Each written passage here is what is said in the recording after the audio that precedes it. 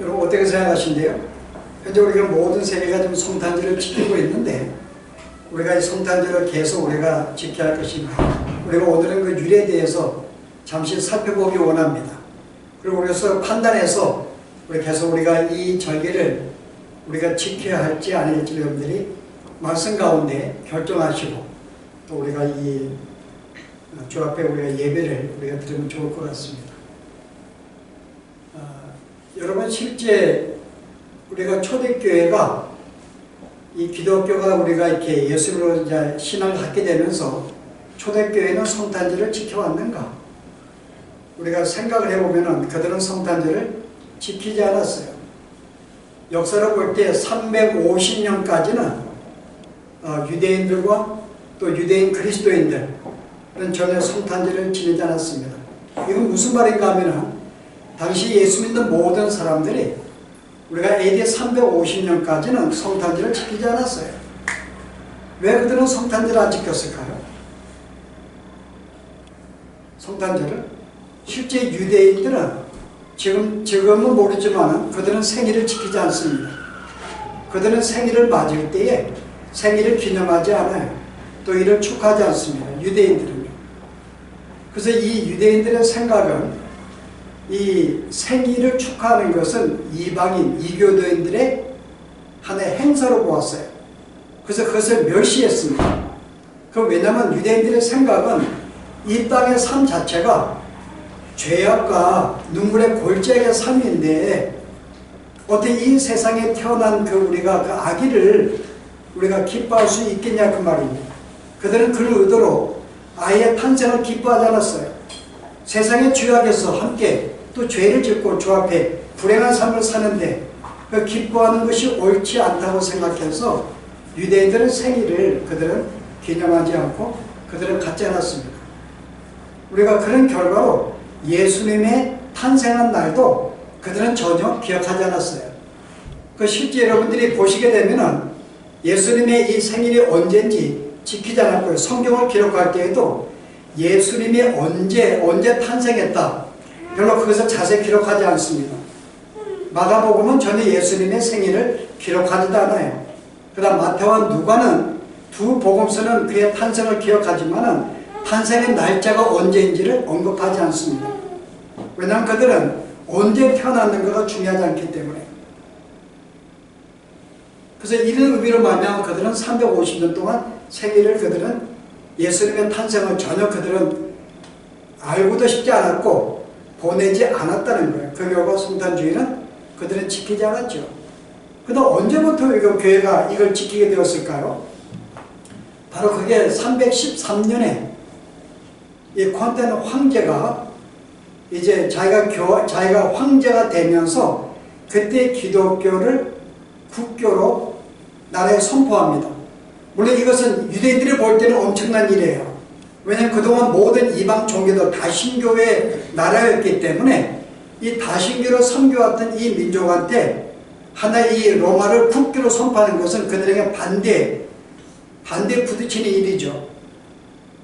그래서 국교로 선포하면서 그들이 이 성탄절을 12월 25일을 주님의 탄생일로 이 콘스탄틴 황제가 그걸 공포를 하게 됩니다. 자, 그 이유가 뭘까요? 왜냐하면 그 당시에 오랜 기간 동안에 당시에 로마 사람들은 뭘 지켜왔을까요? 12월 25일에 지켜온 날이 있습니다. 그것은 로마뿐만 아니라 로마가 점령했던 모든 나라들은 항상 그 풍습을 지켜왔어요. 그게 바로 태양일입니다. 그 태양일은 뭔가 하면은 그 태양이 새로 탄생하는 날을 의미해요. 왜냐하면 실은 이 날이 12월 25일의 동지입니다. 우리는 지금 22일을 동지로 보냈는데 당시의 달력은 25일을 동지로 보냈어요. 동지는 뭘까요?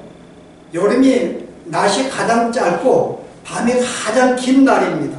그래서 그날은 태양이 죽은 날로 인정을 해요. 근데 그 다음 날부터는 다시금 낮이 길어지기 때문에 다시 태양이 탄생했다. 다시 탄생이 생명이 시작했다는 의미로 탄생일을 그들은 지킵니다. 그래서 이 일은 당시에 농사를 짓고 있는 모든 사람들도 다시 낮이 귀저짐으로 말미암아 다시 이제는 이 봄이 길어지고 봄이 생기고 그래서 농사가 되는 다시 벼를 씻는 이른 때이기 때문에 그 당시에 모든 이교도들은 이 태양일을 가장 크게 여기고 매년마다 지켜왔던 행사였어요. 그래서 콩탑 황제가 이제 볼 때에 여기는 기독교인들은 참여하지 않는 거예요. 자기는 실제 황제가 되지 않을 사람인데 그가 환상 중에 어떤 이 십자가의 환상을 보게 되고 그 십자가를 방패에 새겨서 전쟁에 나가서 승리하게 됩니다. 그래서 그는 이 하나님의 어떤 이 도우심으로 전쟁에 승리하고 했다는 기념하기 위해서 자가 황제가 되면서 이 기독교를 하나의 종교로 인정해버린 거예요. 그리고 나아가서 국교로 인정해버립니다. 그 유대인들 반발할 수밖에 없죠. 저기 로마 사람들이. 그런데 이 태양일을 다 지키는데 자기가 국교로 인정했기 때문에 어떻게 하면 우리가 이 온 국민으로 하여금 우리가 25일을 태양일을 지키게 만들까? 왜냐하면 내가 기독교인들은 태양일을 지키지 않기 때문에요. 그들은 우리를 멸시하고 적대시했기 때문에. 그래서 이가 이제 이 황제가 지혜를 썼습니다. 뭐냐면 기독교인들과 이교인들을 하나의 연합을 시키기 위해서 야, 신은 태양의 탄생한 날이 아니냐? 그러면 진정한 탄생은 진정한 이 태양은 누구일까? 바로 그가 예수님이 아니겠느냐? 그가 참 우리의 빛이시고 우리의 생명이기 때문에 우리가 이 태양의 일은 당시 태양의 신은 미트라였어요. 이름이 우리가 미트라를 경배할 게 아니라 우리의 참되신 하나님, 참되신 그분이 빛이기 때문에 우리가 우리가 이 날을 우리가 예수님의 탄생으로 정하자 그러고 그때부터 이 사람이 공포를 해버리죠. 그 실은 이때부터 이제 기독교가 12월 25일에 주님의 탄생한 날로 그들은 지키게 돼요. 근데 교회들은 지켰을까요? 교회들은 지키지 않습니다. 황제가 했지만은 그날은 주님의 탄생한 날도 자기들은 확실히 모르지만은 자기 이방인들이 지켜왔던 그 이름을 바꿨을 뿐이에요. 예수님의 탄생한 날, 미트라의 탄생을 예수님의 탄생으로 바뀌었기 때문에 기독교인들은 저들이 반대했습니다.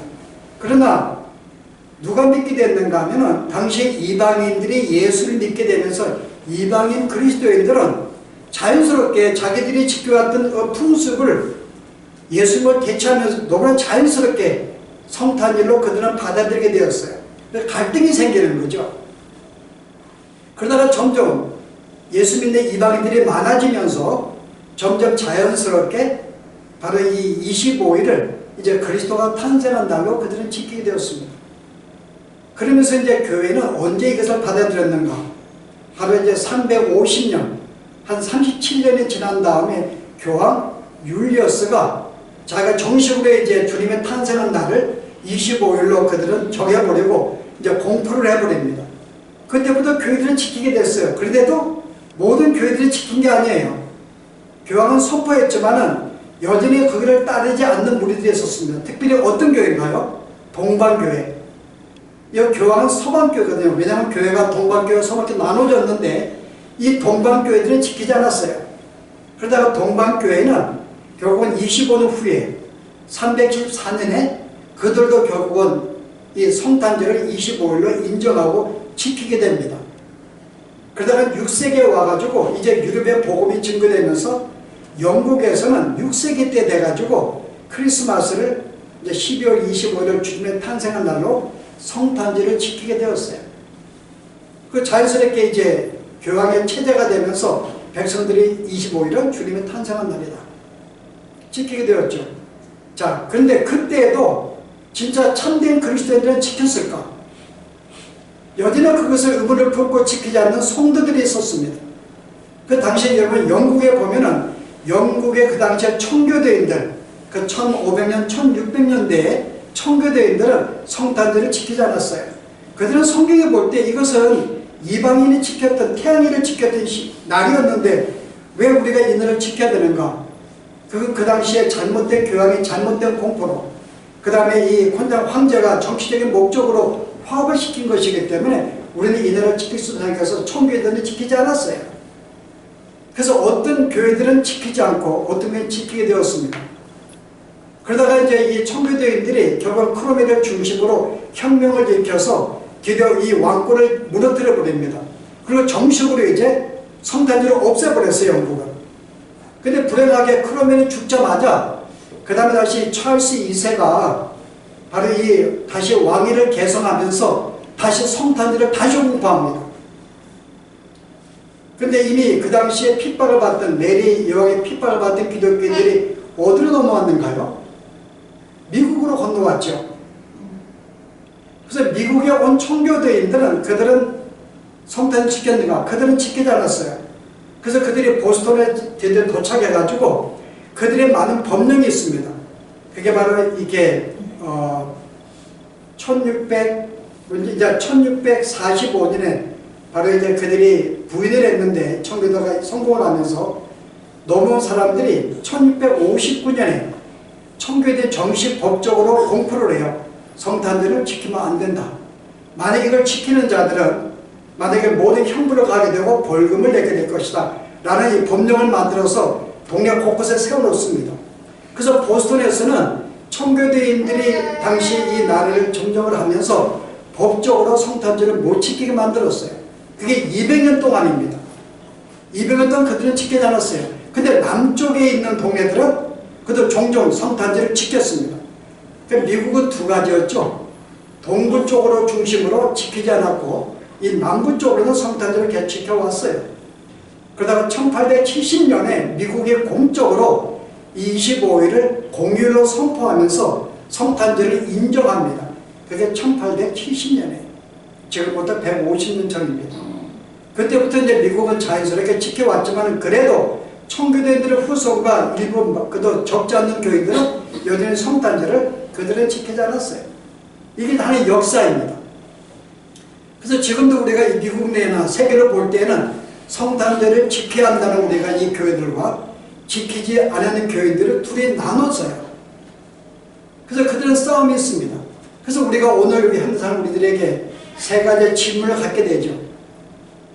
우리는 성탄절을 지켜야 되는 것. 또 하나는 지키지 않아야 된다는 것. 또 하나의 의미는, 또 하나의 무리는 누군가 하면 성탄절을 지키되 정확하게 주님의 탄생한 날을 우리가 찾아서 그 날을 우리가 지키는 게 어떤가 라고 하는 세 그룹이 생겼습니다. 자, 여러분들 어떨까요? 그냥 전통제를 지키자. 아니면 우리가 어떤 지금까지 우리가 이렇게 분풀이 적은 무리지만은 우리가 성경적으로 그것은 맞지 않기 때문에 이방인의 문화였기 때문에 지키지 않아야 한다 라는 견해와 우리가 성탄절은 주님 모심을 기념하되 아니면 우리가 그날을 제대로 찾아 지키자. 자, 여러분에게 문제 여러분 어떻게 답변하실래요? 예, 뭐 3번으로 갈 것입니다.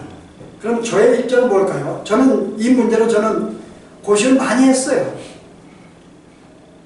저는 기본적으로는 저는 두 번째입니다.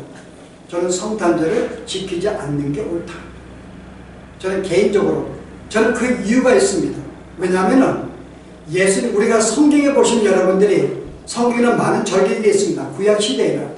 그러나 그 절기들은 누구를 기념하는 거예요?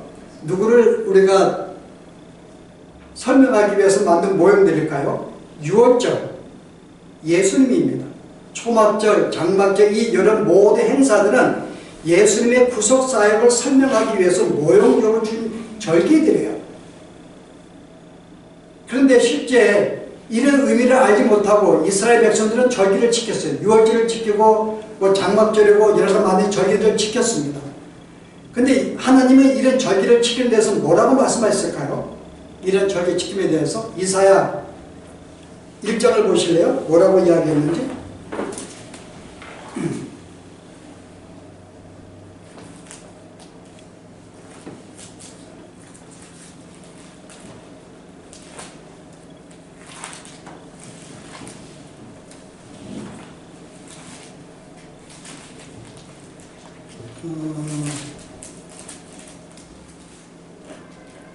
보십시오. 내 마음에 너의 월삭과 정한 절기를 싫어하나니 그것이 내게 무거운 짐이라. 내가 지기에 곤비하였느니라.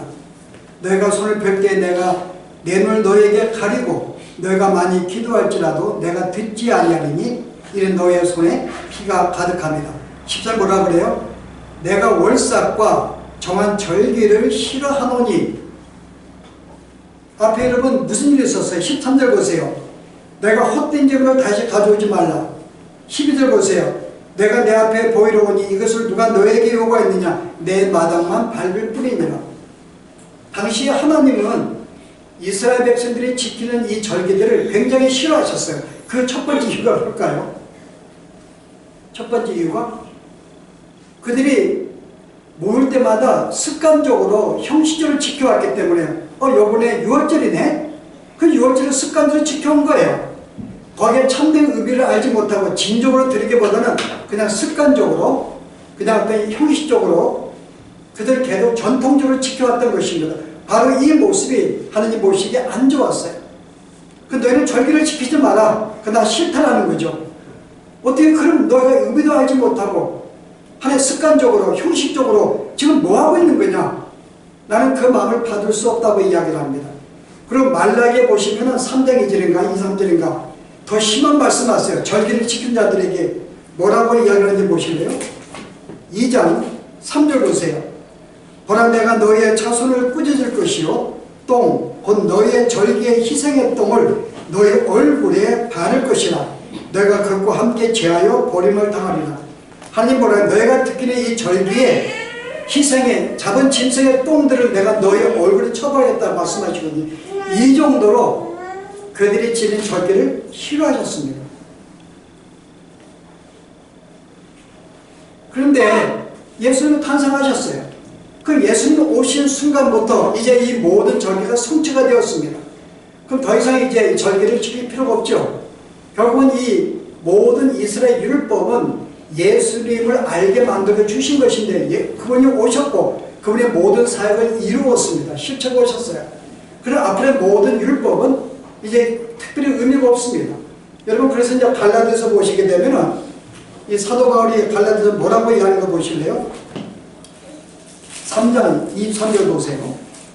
믿음이 오기 전에 우리는 율법 아래에 매인바 되고 계시된 믿음의 때까지 갇혔느니라. 율법은 우리를 갖추게 만들었어요. 그 다음에 여러분 4장 보세요. 내가 또 말하되 유업을 이을 자가 모든 것 주인이나 어렸을 때에는 종과 다름이 없어서 그 아버지가 정한 때까지 후계님과 청지기 아래에 있느니 이와 같이 우리도 어렸을 때 이 세상의 초등학문 아래에 있어서 종들아 했더니 이 초등학문 율법을 말합니다.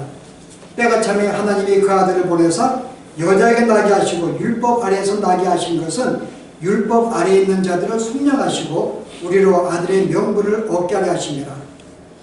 자, 우리로 하여금 초등학문에 율법 아래 두신 것은 우리를 훈련을 시키기 위해서. 근데 이미 그가 장성을 했어요.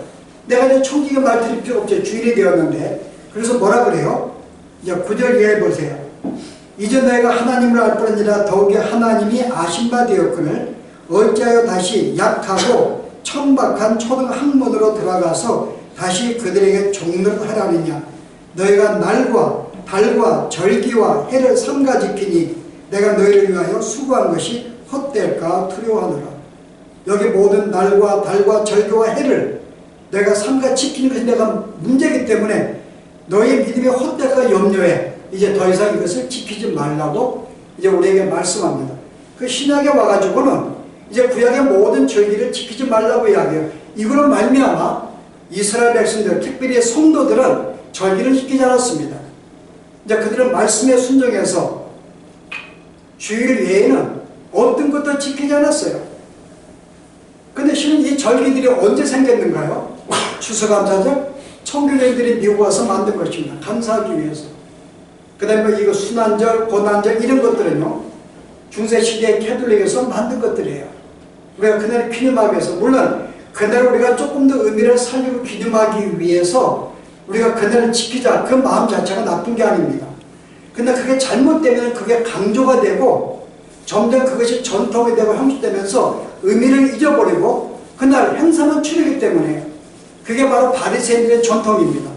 바리새인들이 율법을 지키려고 할 때 보다 율법을 잘 지키기 위해서 그들은 하나님의 하나의 규정을 주면 거기에 10대 개 더 자세한 규정을 주었어요. 이것도 하지 말고 이것도 하지 말고 이것도 하지 말고. 그 결국은 당시에 바리새인들의 전통은 뭐였어요? 유전들은 오히려 여호와의 말씀을 오히려 왜곡되게 만들고 오히려 하나님 말씀보다는 전통을 더 중요시하면서 말씀을 멸시하는 그런 결과가 나왔습니다. 그 우리들의 절기를 강조해 지키는 그 마음은 예쁘지만은 그거로 말미암아 우리가 점점 행사가 더 강조가 되고 그 의미가 사라지게 되면서 어떤 우리가 정시 형식과 어떤 전통을 드리는 것이 이게 위험성이 있기 때문에 마음은 예뻐요. 저는 그런 점에서 이미 신약에 우리가 모든 절기를 폐하였고 더 지키지 말라고 하였는데 왜 우리는 다시금 더 절기를 만들어서 계속 우리가 그날을 더욱더 거룩하게 만들고 더 귀중하게 만들고 우리가 하나님을 경배할 이유가 뭐가 있는가? 왜냐하면 모든 날이 우리가 날마다 순간마다 주님이 우리에게 이 땅에 오심을 생각하면서 더욱 감사하고 기뻐하고 찬양할 수가 있는데 우리가 하나의 절기를 지키는 것은 구약적인 우리가 생각이고 이것은 우리가 성경에 보았듯이 하나님도 더 이상 절기를 지키지 말라고 그러고 싫어했듯이 우리도 이제 어떤 주일 우리가 주님을 찬양하는 주일 외에는 어떤 절기를 만들어서 그들의 의미를 부여하는 것은 이것은 옳지 않다 라는 개인적으로 생각을 해요. 여러분의 강요할 일이 아닙니다. 그럼 오늘 우리가 가질 문제는 뭘까요? 제가 갖는 것은 우리가 만약 한다면은 진짜 우리가 지키고 싶으면 어떻게 하면 좋을까? 우리가 이걸 나누기 전에요. 여러분들이 만약 성탄절 시킨다 할지라도 저는 하나님은 그것을 나쁘다고 책망하지 않으실 것 저는 압니다. 여러분 왜냐하면 로마 14장에 보시면은 두 종류의 성도가 있었어요. 당시에 우상 앞에 드린 음식을 먹는 성도가 있었고 우상 앞에 드린 음식을 먹지 않는 성도가 있었습니다. 그들은 갈등이 생겼어요. 한쪽은 우상이 하나님 왜 신들이 어디 있느냐 그들 신 앞에 놓았다 그래서 그 제사한 것이 뭐가 부정하겠는가 믿음으로 먹으면 돼 라고 하는 당시에 이방인 그리스도인이 있었어요. 근데 유대인 그리스도인들은 안 된다고 하는 것입니다. 안 돼. 우리가 우상 앞에 어떻게 드린 걸 먹을 수가 있어. 그들은 안 먹었어요. 그 서로 멸시하고 서로 무시하고 서로 비판을 했습니다. 이 광경을 보고 있던 사도 바울이 뭐라고 이야기를 해요? 한쪽은 편들지 않았어요. 보실래요? 14장이요. 로마서 14장에 뭐라고 이야기하고 있는지 한번 보시기 바랍니다.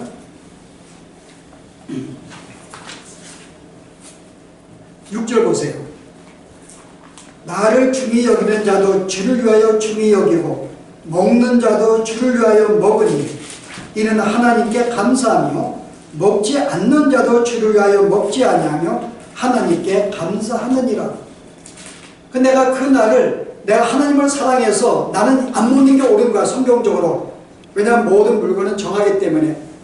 그래서 그런 믿음을 먹는 사람도 하나님을 위하여 먹는 것이고 먹지 않는 사람도 물론 성경을 깊이 잘 알지 못했지만은 온전히 알지 못했지만 여전히 그 마음은 주님을 향한 마음 때문에 그래요.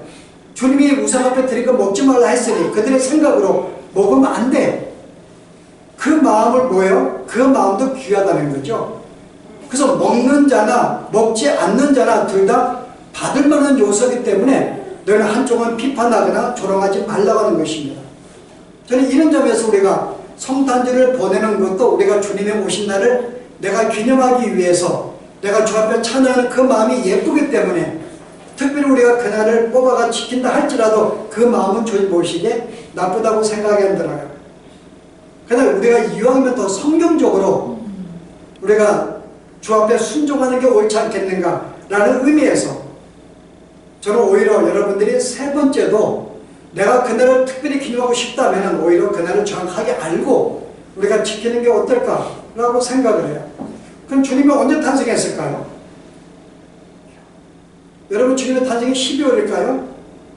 여러분 성경에 예수님의 탄생할 때 그 기뻐했던 자들이 누구였어요? 목동들이었습니다. 자 보실래요? 목자들이 뭐라고 반응하고 있는지. 누가복음 2장 8절 보세요.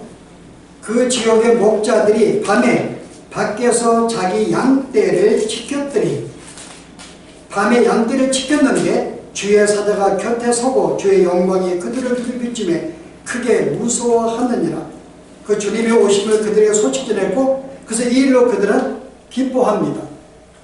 자 여기에 어떤 일이 벌어져요? 목자들이 밖에 밤에 밖에서 자기 양들을 지켰다 그래요. 12월에 가능했을까요? 여러분 12월은 어떤 날이에요? 12월은 추운 겨울입니다. 겨울에 양들은 밖에 있지 않아요. 어디에 있는가요? 그리고 그때는 우비입니다. 사막지역이기 때문에 특별히 그때는 우기지역이에요. 날씨도 춥고 우기지역이기 때문에 이스라엘 백성들은 일반적으로 10월 초순부터 중순에 들에 있는 양들을 다 우리에 집어넣습니다. 보통 2월 말까지 밖에 내보내질 않아요. 그리고 이제 3월 초에 봄이 시작하면은 드디어 양들을 꺼내놓습니다. 그럼 여기에 지금 이 목자들이 밖에서 양을 치고 있을 때는 겨울이 될 수가 없어요. 12월이. 분명히 이것은 가을이든지 봄이 돼야 됩니다. 이때는요. 12월이 될 수가 없는 거죠. 그러면 예수님의 탄생은 분명히 12월이 아닌 걸 알 수가 있습니다. 그럼 언젠가 하면은 봄이거나 가을이 될 수가 있어요. 저는 개인적으로는 전 봄이라고 확신하고 있습니다. 여러분 왜 그럴까요? 여러분 여기 보시면은 특별히 두 개 단어 나오죠. 목자들이 밤에 양떼를 지켰어. 밤에. 여러분 이때 밤에 3월이 되면은 3, 4월이 되면 행한 이스라엘 백성들 가장 크게 행했던 절기가 있습니다. 그게 언제일까요? 그게 무슨 절기일까요? 그게 6월절이에요. 여러분 6월절은 보통 3월 말이나 4월 초에 지킵니다. 6월절이면. 그리고 이때는 밤에 지켜요. 자, 그러면 여기 6월절 양이 여러분 여러분 이 6월절 이 양이 보통 3, 4월인데 여러분 구약에 보시면은 우리에게 이렇게 증거하고 있는데요. 아까 우리 읽었던 공독한 말씀에 여러분이 앞에 5절을 보세요. 자, 6월절 양을 잡을 때 6월절 양은 언제 잡는가? 보통 3월 말이나 4월에 잡습니다. 근데 어떤 양을 잡아요? 보실래요? 5절 보세요. 12장. 너희 어린 양은 흠 없고 1년 된 수컷으로 하되 양이나 염소 중에서 취하고 이달 열 나흘까지 간직하였다가 해질 때에 이스라엘 회중이 그 양을 잡고 그 피를 양을 먹을 집 좌우 문설주와 임방에 바르고 자, 그러면 쭉 가면서요. 뭐라 그래요? 14절에 너희가 이날을 기념하여 여호와의 절기를 삼아 영원한 규례로 대대로 지킬지어다. 여러분 이게 6월절인데요. 11절에요. 내가 그것을 익혀 먹을지니 허리에 띠를 띠고 발에 신을 신고 손에 지팡이를 잡고 급히 먹으라. 이것이 여호와의 6월절이니라. 자, 6월절 양을 잡을 때에는 자, 6월절 양은 어떤 조건이 돼야 돼요? 1년 된 염소나 양입니다. 흠이 없어야 돼요. 바로 이들을 뜯다가 6월절 양으로 바칩니다. 그 이스라엘 백성은 3월 말이나 4월 초에 6월절을 지킵니다. 그러면 그가 이 6월절 양은 언제 태어나야 돼요? 6월절에 태어나거나 6월절 즈음에 태어나야 됩니다. 그래 딱 1년이 돼가지고 그 다음 바치니까요. 그 여기서 우리가 예수님이 6월절 양으로 오셨다면은 하나님 이게 상징이라 하나님 모형이라 그런다면은 그들이 6월절 양을 잡을 때 예수님이 돌아가셨어요. 복음서에 보시면은 그들이 6월절 양 언제 잡으라고요? 밤에 잡으라고 그래요. 해가 지려게 오후 6시 잡으라고 합니다. 그 밤에 3월에 잡는 게 바로 6월절 양입니다. 바로 그때 예수님이 탄생한 거죠. 그래서 예수님이 바로 이날 돌아가신 거예요. 6월절에 돌아가셨습니다. 그러면 예수님 마땅히 언제 태어나셔야 돼요? 만약 그가 이 모형으로서 흠이 없고 순전한 양이 되려면 바로 그는 6월절이나 그때 태어나셔야 됩니다. 그래서 이런 성경의 근거로 볼 때에 예수님은 3월 말이나 4월 초에 그들이 6월절을 지키는 바로 그때쯤에 예수님의 탄생했다고 우리는 유추할 수가 있습니다. 한 가지 복음서에서는 특별히 우리에게 분명히 이 말씀을 증거하는데요. 누가복음 여러분 2장 거의 마지막 절 보세요. 41절에요. 그의 부모가 해마다 6월절이 되면 예루살렘으로 가더니 예수께서 12살 되었을 때에 그들이 이 절기의 관례를 따라 올라갔다가 여기 뭐라 그래요? 6월절이 되었는데 부모들이 예루살렘에 갑니다. 근데 예수께서 12살이 되었을 때 12살일 때가 아닙니다. 12살 어느 중간이 아닌 12살이 되었을 때 바로 되자마자 유월절을 맞아서 베들레헴에 올라가요. 왜냐하면 유월절은 가족들의 모임이기 때문에 요셉과 마리아는 그들의 고향은 베들레헴입니다. 그래서 이 절기를 치러 집으로 돌아가는 거예요. 바로 이때가 돌아갈 때가 예수님이 12살이 되었을 때입니다. 우리가 이 말씀의 근거를 볼 때 예수님은 바로 유월절에 바로 거의 탄생하신 것을 우리가 유추해 볼 수가 있습니다. 자, 그럼 우리가 이렇게 볼 때는 만약에 우리가 성탄절 주님이 오신 날을 기념한다면 성경적으로 볼 때에 유월절 양과 비교해 볼 때에도 우리는 3월 말이나 4월 초가 예수님의 탄생이 옳다고 하는 거죠. 그래서 우리는 이날 그것이 바로 유월절 양이 태어난 그날에 죽는 것이기 때문에 바로 이날의 주님을 섬기는 것이 우리는 보다 성경적이지 않는가 라고 우리는 이 말씀 우리가 결론을 내려볼 수가 있습니다. 그래서 저는 유월절을 지키지 않는 게 저는 옳다고 보지만은 그래도 나는 그 유월절 지키고 싶다 라고 내 마음속에 도전이 어떤 그런 마음속이 생기면은 이왕이면은 예수님이 오신 날은 정확하게 3월 말이나 4월 초에 오실 걸 알고 우리는 지키면 좋겠다는 것이죠. 이것이 아니라면 우리는 단순히 형식적으로 드릴 수밖에 없는 그런 모습을 갖게 될 것입니다. 자, 그래서 오늘 저는 이월절의 의미를 저는 어떻게 이 성탄의 어떤 주님의 오신 날을 어떤 의미로 삼고 있는가 하면요, 저는 유월절 양과 저는 의미를 갖고 싶어요. 자, 유월절 양이 여러분 지금 어떤 일을 벌였는가요? 자, 하나님이 이스라엘 백성들의 이제 애굽에 탈출을 시킬 때 애굽 왕이 거기에 순종하지 않습니다. 그래서 이들은 마지막으로 내가 그들의 재앙을 내려서 이스라엘 백성을 이제 구출을 할 계획을 하셨어요. 그게 뭔가요? 마지막 재앙, 10번 재앙은 모든 장자를 죽이는 것입니다. 아들, 사람뿐만 아니라 모든 가축의 짐승도 장자는 다 죽이도록 계획을 하셨어요. 근데 이때 이스라엘의 장자들과 가축들만 죽지 않아요. 자, 그 이유가 뭘까요? 애굽에 속한 모든 재앙이 내릴 수밖에 없는데 거기에 이스라엘 백성들만 그들은 살림받습니다. 자, 누구 덕으로 말미암아요? 유월절 양으로 말미암아. 물론 그때는 유월절 단어가 없죠. 하나의 양의 희생으로 말미암아. 자, 오늘 봉독한 내용이 뭐라 그래요? 내가 한 마리 양을, 흠없는 양을 잡아서 그걸 취해서 피를 문지방에 바르라 그럽니다. 그럼 여호와의 죽음의 신이 그들에게 심판이 갈 때에 그 문지방의 피를 보면은 그것을 지나간다 그래요. 그래서 패스오버가 지나간다 그 뜻입니다. 지나갔다. 왜 지나갔을까요? 문지방에 피를 바른 것 때문에요? 그 의미가 뭘까요? 문지방에 피를 바른 의미가 뭘까요? 이미 피를 발랐다는 말은 무슨 말이죠? 이미 너도 죽었다는 말이에요. 이미 죽음의 신을 말면 이미 너는 죽은 존재라는 것을 말합니다. 유월절 양이 대신해서 죽임을 당한 거예요. 그래서 이미 이는 재앙을 받았고 이미 죽었기 때문에 더 이상 죽을 필요가 없는 거죠. 그건 넘어가는 거예요. 그래서 이 이스라엘 백성들은 유월절 양으로 말미암아 여러분 대신 자기들이 죽을 수밖에 없는 상황이었는데 유월절 양이 희생 제물로 대신 말미암아 그들이 대신 죽지 않고 살아나게 된 것입니다. 이게 유월절 양의 의미예요. 유월절 양의 피로 말미암아 내가 대신 죽음을 당했고 그건 내가 대신 살아나는 거. 바로 예수님이 이 땅에 뭐로 오셨는가요? 유월절 양으로 오셨습니다. 그 사도 바울이 뭐라고 이야기해요? 고린도전서 6장 5장에 보시면 7절 보세요.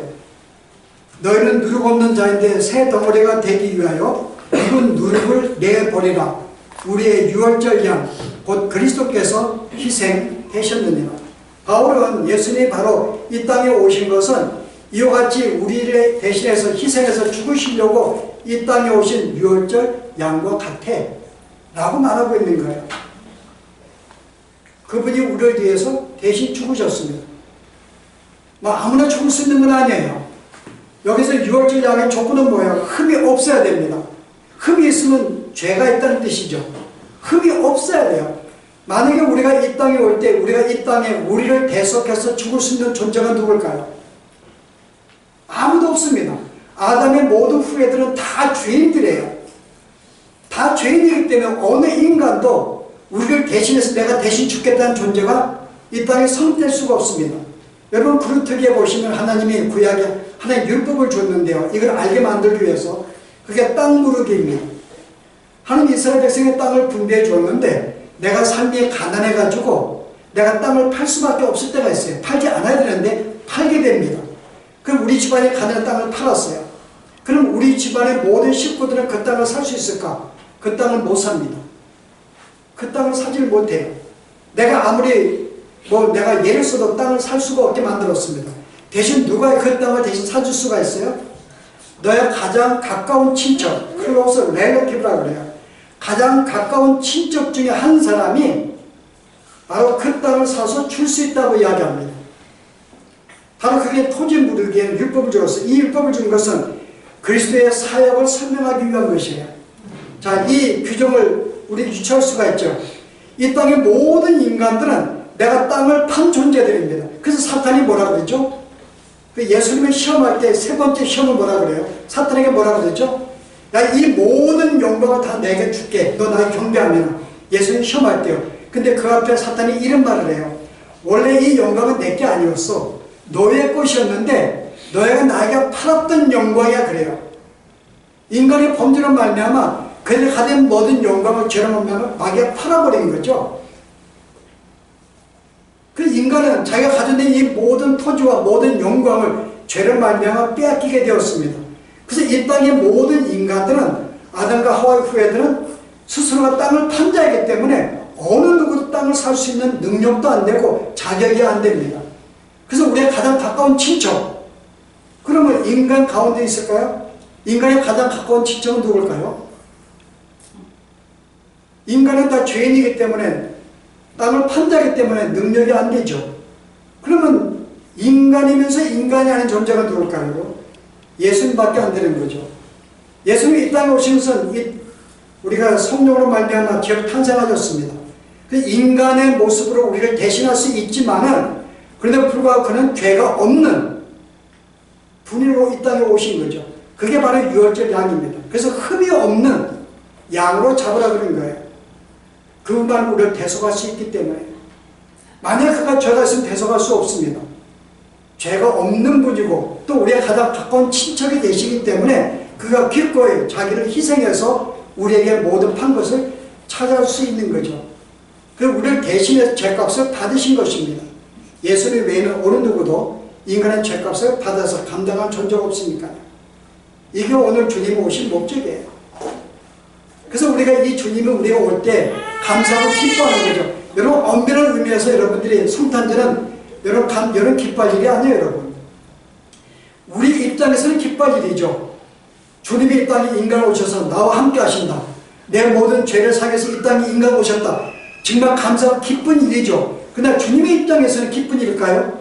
죽으러 오셨는데 내가 너를 대신 죽으러 갔는데 그걸 기뻐할 일이 여러분? 다른 고난을 당하고 멸시를 당하고 죄값을 받으러 이 땅에 오셨는데 우리 인간의 입장에서는 기쁜 일이지만은 하나님의 입장에서는 기쁜 일이 아니에요. 여러분. 그럼 어쨌든 우리가 그분이 우리를 위해서 이 땅에 오신 자체를 우리는 감격할 수밖에 없죠. 우리가 뭔데 나를 이 땅에 오셔서 내 대신 죽으셔서 우리가 판 물건 다시 돌려주셨는가? 우리의 생명을 다시 돌려놓으셨는가? 우리가 이 일에 감사할 수 있는 거죠. 그래서 우리가 성탄을 맞을 때에는 다시 우리가 주님이 오신 그 이유, 그 목적이 나를 내 대신 죽으시고 내 생명을 다 살리기 위해서 이 땅에 올 것을 사실 기억하고 진심으로 우리가 그 마음을 감사하면서 기뻐하는 우리가 그 마음이 우리가 갖고 우리가 주님이 오신 날을 보내는 것이 옳다고 생각을 합니다. 그래서 우리가 오늘 말씀 메모리하겠는데요. 저는 그래서 오늘 이런 말씀 보면서 다시 우리가 성탄절을 맞이할 때 지금까지 우리 이방인들이 지켜왔던 풍습대로 그냥 생각 없이 지키는 게 옳은가에 대해서는 우리는 그럴 수가 없다는 것입니다. 만약 굳이 우리가 하고 싶다 그러면은 여러분 말은 그냥 이 나라 정말 주님이 오신 날은 아니지만은 나보다 기뻐하고 싶어. 그냥 그런 마음으로 지키시면 돼. 그냥 우리가 좀 더 의미한다면 오히려 우리가 주님이 우리가 탄생하신 오히려 3월이나 4월쯤에 우리가 이 날을 정해서 우리가 드린다면 더 옳다고 생각하지만요. 그러나 실제 우리가 절개가 있을 필요가 없죠. 우리가 날마다 우리의 모든 삶 가운데서 우리가 주님의 어떤 오심과 주님의 어떤 구속하심과 주님의 사랑과 주의 부활을 기념하며 감사 기뻐할 수가 있는데, 모든 날이 우리가 바로 주님의 이 은혜에 생각하며 감사하는 우리가 그날이 되었으면 좋겠다. 우리가 이렇게 말씀 나눠보면 기도하십시오.